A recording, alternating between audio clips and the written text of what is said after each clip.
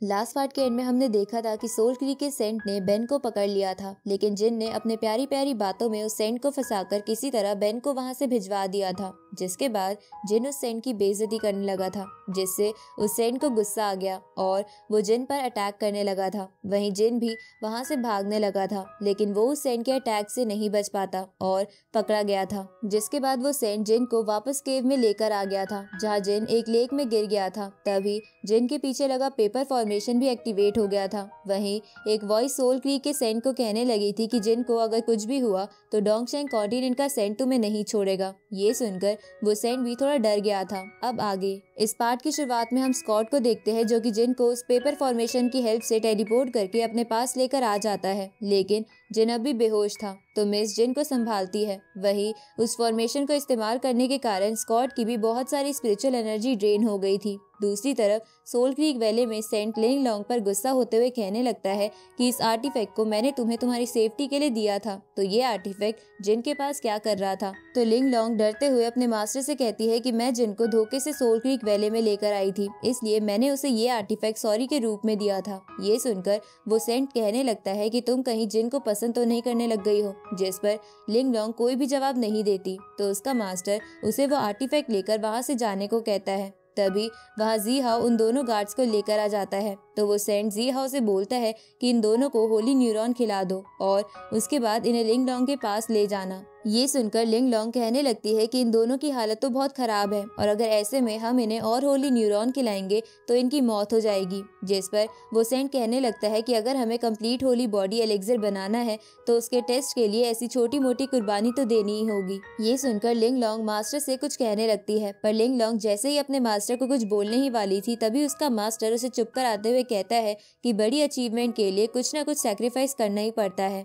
इसलिए तुम जल्द से जल्द अपना काम करो। अब ये कहकर वो सेंट जी हाओ के साथ वहां से चला जाता है। इधर जिन को होश आ गया था और वो स्कॉट से कहता है कि तुमने चुपके से मेरे ऊपर टेलीपोर्टेशन पेपर क्यों लगाया था, जिस पर स्कॉट जिन को बताता है कि मुझे पहले ही महसूस हो गया था कि ऐसा कुछ होने वाला है, इसलिए मैंने तुम पर वो पेपर लगाया जो मुझे लैंड ऑफ टैबू से मिला था, जिसे कोई सेंट भी नहीं रोक सकता है। लेकिन अगर वो सेंट मेरे फॉर्मेशन एक्टिवेट करने से पहले ही सीरियस होकर तुमसे फाइट करता तो तुम कब के मारे जा चुके होते। ये सुनकर जिन उससे कहने लगता है कि मुझे उसके बारे में याद मत दिलाओ, मुझे उस सेंट पर बहुत गुस्सा आ रहा है। इसके बाद जिन उस पिल को अपनी स्पेशल आई से देखने लगता है, जिस पिल को वो सेंट जबरदस्ती जिन को खिलाने की कोशिश कर रहा था, लेकिन जिन ने उस पिल को अपने मुंह से निकालकर अपने पास रख लिया था। तभी उस पिल को देखकर स्कॉट की सर्वेंट पूछती है कि क्या ये होली बॉडी एलेक्सर पिल है, जिस पर जिन कहता है कि ये तो न्यूरॉन सॉलिडिफाइंग पिल जैसी ही है, लेकिन इसके अंदर कुछ होली बॉडी के एसेंस मौजूद हैं। उसी वक्त जिन को पिल में कुछ और भी दिखता है और वो कहने लगता है कि इस पिल के अंदर तो ग्रेट पाथ पावर है जिसको मैं भी ठीक से समझ नहीं सकता। इसके बाद वो उस पिल को स्कॉट को दे देता है, तो स्कॉट उस पिल को देखकर कहता है कि ग्रेट पाथ पावर को तो होली किंग लेवल का डॉक्टर ही बना सकता है, तो सोल क्रीक वैली के सेंट ने ये कैसे बनाई।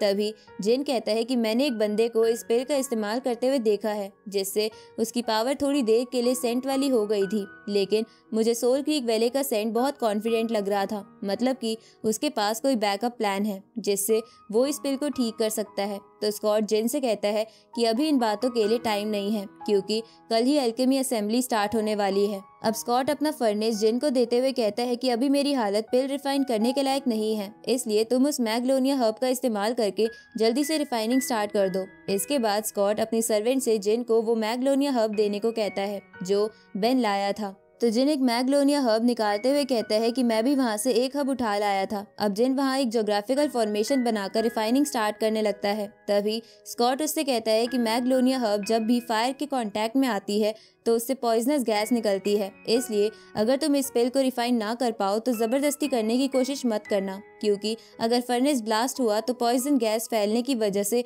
हम सब मारे जाएंगे। जिस पर जिन स्कॉट से मजाक करते हुए कहने लगता है कि तुम चिंता मत करो, क्योंकि अगर ऐसा हुआ तो मैं यहाँ से तुरंत भाग जाऊंगा। अब जिन रिफाइनिंग स्टार्ट कर देता है। दूसरी तरफ डॉक्टर सॉन्ग अपनी बेटी सॉन्ग यन और एक स्टूडेंट की हेल्प से ज्योग्राफिकल फॉर्मेशन बनाकर रिफाइनिंग करने लगते हैं, जहां डॉक्टर सॉन्ग एक साथ कई फर्नेस को कंट्रोल करने की कोशिश करते हैं। तो ये देखकर सॉन्ग यन कहने लगता है कि मास्टर की माइंड पावर तो अमेजिंग है, वरना मास्टर एक साथ इतने फर्नेस को कंट्रोल नहीं कर पाते। इस तरफ जिन भी रिफाइनिंग कर रहा था, तभी वो देखता है कि मैग्नोलिया हब पॉइजनस है, तो वो उसे अपने यांग फायर की हेल्प से नलीफाई करने लगता है। तभी स्कॉट जिन से कहता है कि सोल क्रीक के सेंट के पास डॉक्टर सेंट के बहुत कम मेडिसिन स्किल हैं, फिर भी वो सेंट लेवल पर पहुंच गया। तो तुम्हें क्या लगता है कि सच में होली बॉडी एलिक्सिर को बनाने के लिए किसी दूसरे बंदे के होली न्यूरॉन की जरूरत पड़ती होगी? ये सुनकर जिन गुस्सा होते हुए कहता है कि अगर सेंट लेवल पर पहुंचने के लिए कई लोगों की बलि देनी पड़ेगी तो मैं इस फर्नेस को ही यहीं तोड़ दूंगा। तभी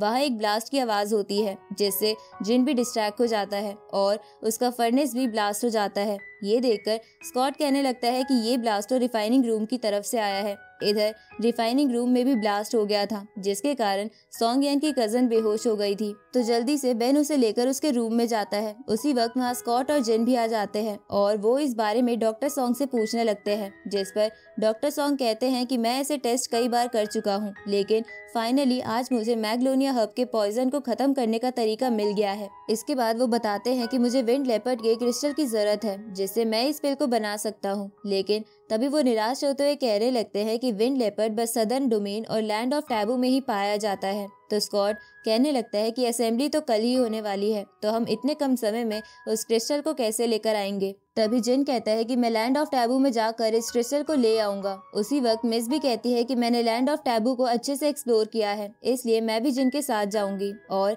इसी के साथ ये पार्ट यहीं खत्म होता है।